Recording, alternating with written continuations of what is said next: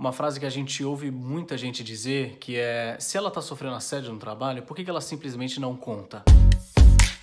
Boa segunda-feira. Pra você que não me conhece, eu me chamo Lucas Aiden e eu divido aqui alguns perrengues e os pitacos de tudo que eu já passei e passo na minha vida profissional. Hoje eu li um texto muito bacana sobre assédio moral no trabalho, mas com um ângulo que eu gostei muito, falando do medo por trás desse abuso. Ele começava com uma frase que a gente ouve muita gente dizer, que é: se ela tá sofrendo assédio no trabalho, por que ela simplesmente não conta? E aí o texto entra numa história pessoal de alguém que sofreu um assédio moral na empresa e me fez lembrar de uma história minha, que eu já contei picada aqui em alguns outros vídeos, mas que eu acho que eu nunca tinha conseguido chamar de assédio até hoje. E eu fiquei me perguntando por quê.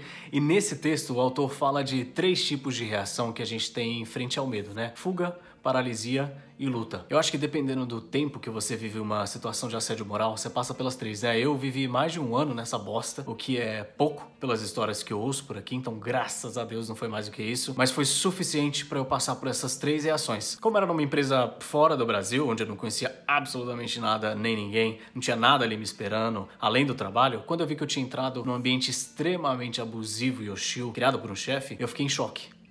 E eu não sabia o que fazer.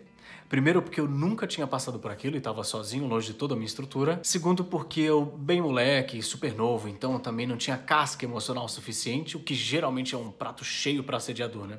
Eu quero deixar claro aqui que eu tô falando de assédio moral e não sexual. Existe uma diferença gigante entre um e outro, mesmo os dois sendo extremamente destrutivos, mas tudo que eu tô dizendo aqui é do ponto de vista de alguém que sofreu um assédio moral, tá? E como geralmente acontece com quem sofre algum tipo de assédio, a gente sempre olha para trás e se pergunta se não tinha um jeito melhor de resolver a situação. Se a gente não foi sensível demais, se faltou uma resposta pronta na ponta da língua. E eu acho que é um pouco injusto da gente com a gente mesmo pensar qual que seria a melhor reação, porque quem criou aquela situação não foi a gente, né? A gente foi colocado ali sem ninguém pedir. E por isso que o que eu podia ou não ter feito é irrelevante. Numa situação que eu não queria estar, eu tenho todo o direito de sair dela do jeito que eu quiser e conseguir. E cobrar de alguém o contrário, que nem essa frase no começo do vídeo, é punir com um segundo abuso. Mas tem uma coisa que aconteceu comigo que eu acho que pode te ajudar se você estiver passando por isso, que foi o que me ajudou a ter uma segunda reação, que foi lutar. No meu caso, eu consegui bater de frente só depois de uns 8, 9 meses, e só porque eu consegui antes dividir em pedacinhos com algumas pessoas que eu confiava. E eu acho que isso foi super importante pra mim. Pra cada frasezinha filha da mãe, a situação constrangedora, eu já dividia pra um colega ali na hora, que eu tinha um pouco mais de confiança, e eu só falava: ó, que bosta, aconteceu isso aqui, ele falou isso aqui. E aí essas pessoas começaram a me contar o que ele também tinha feito com elas. E aí com isso o time todo foi formando uma rede de apoio muito forte, onde todo mundo se sentia mais seguro para ir dividindo aos poucos. E o que foi mais importante para mim, com isso a gente também começou a coletar evidências do que estava acontecendo, porque muita gente fala: ah, se tá rolando isso, você tem que ir no RH, fazer uma denúncia e tal.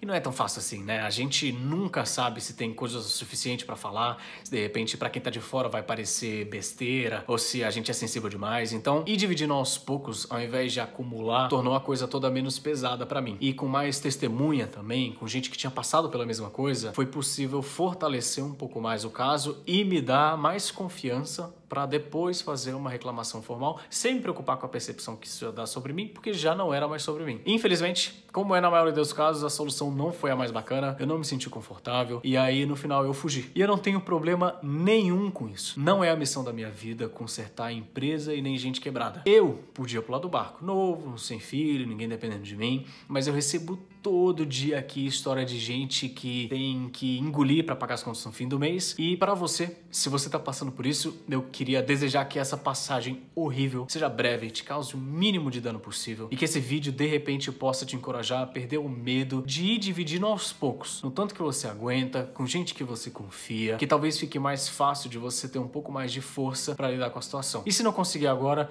tudo bem também, já que te colocaram isso sem pedir, que pelo menos ninguém te cobre a hora que você tem que decidir fazer alguma coisa, né? Toma o seu tempo e se quiser ficar à vontade para me escrever por aqui, que eu não sou nenhum especialista, mas eu sou bom de ouvir. Eu acho que no mundo com tanta gente que sabe exatamente o que todo mundo tem que fazer, eu acho que só escutar já pode fazer uma diferença. Compartilha esse vídeo com quem você quiser e segunda que vem tem vídeo novo aqui e no youtube.com/LucasAiden.